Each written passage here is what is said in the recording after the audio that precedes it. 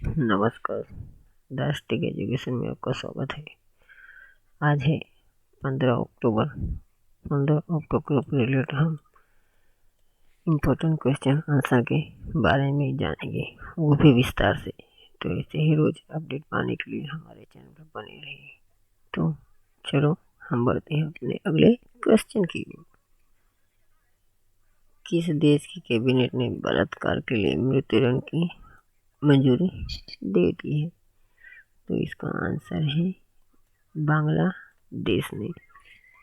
इस मंजूरी को prevention of women and children रेप्रेशन act 2000 के तहत संशोधन करके किया जाएगा। बांग्लादेश दक्षिण एशियाई संचालित सहयोग संस्था यानी कि सार्क और बिम्स्टेक का प्रतिष्ठित सदस्य है। आप ये भी याद रख सकते हैं। यह IOC और D8 का भी सदस्य है।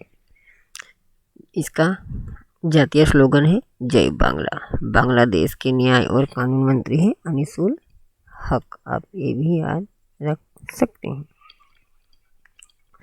बांग्लादेश में हाल ही में 2020 तक करीब 890 रेप हुए हैं।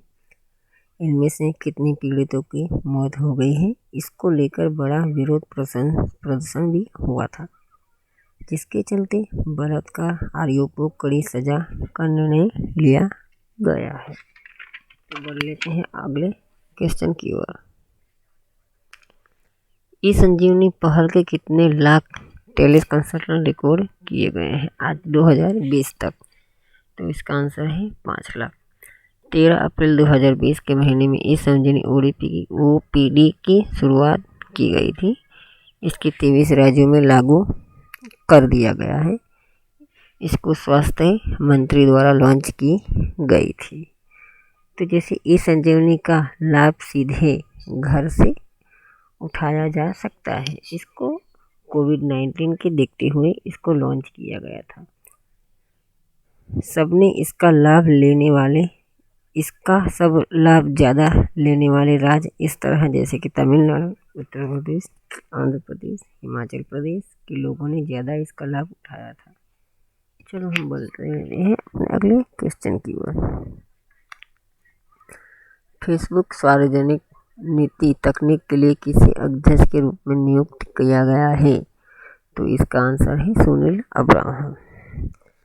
आज तक सोशल मीडिया पर ज़्यादातर हेट स्पीच का उपयोग किया जाता है, जैसे कि अंकिदास को फेसबुक पर बहुत ट्रोल किया गया था। इसके चलते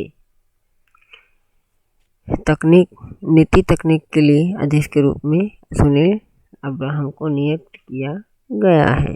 चलो हम बोल लेते हैं अगले क्वेश्चन के। हाल ही में प्रधानमंत्री चेंग का निधन हुआ, वो किस राज्य के थे? तो इसका आंसर है नागालैंड से। नागालैंड के बारे में कुछ जान लेते हैं। नागालैंड भारत का उत्तर पूर्वी राज्य है। राजधानी है कोहिमा। सबसे बड़ा शहर है दीमापुर। गठन हुआ था 1 दिसंबर 1963 में। यहाँ के राज्यपाल हैं RN रवि। मुख्यमंत्री हैं नेफ्यू रियो। CM चांग IS अधिकारी थे और सांसद भी रह चुके हैं।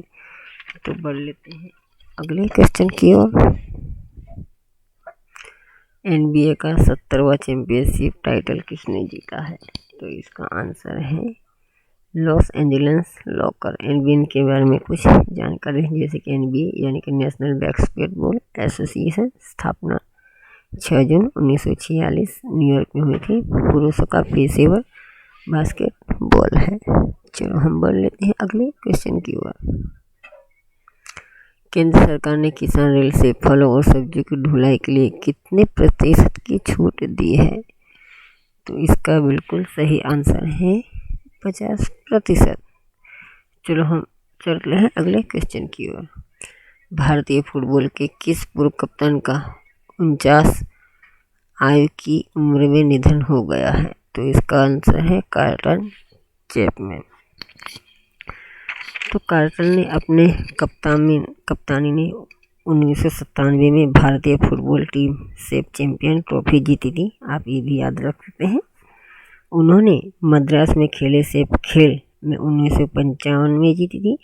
कोच्चि में नेहरू कप 1997 में, मडगांव से चैंपियनशिप 1999 चैंपियनशिप जीता था। चलो हम बढ़ते हैं अगले क्वेश्चन की। हाल ही में किसको किस देश में भारत के अगले राजदूत के रूप में नियुक्त किया गया है? इसका सही आंसर है इंडोनेशिया।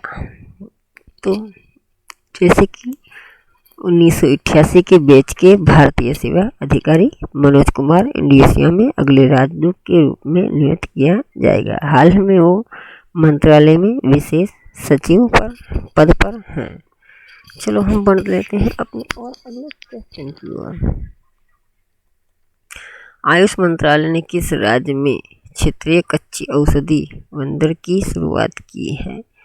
तो इसका आंसर है चेन्नई। आयुष मंत्रालय की स्थापना 2014 में हुई थी। आप ये याद रख सकते हैं। इसका नेतृत्व श्रीपद यसो नायक कर रहे हैं। चलो हम बढ़ लेते हैं अपने क्वेश्चन और आखिरी क्वेश्चन की ओर।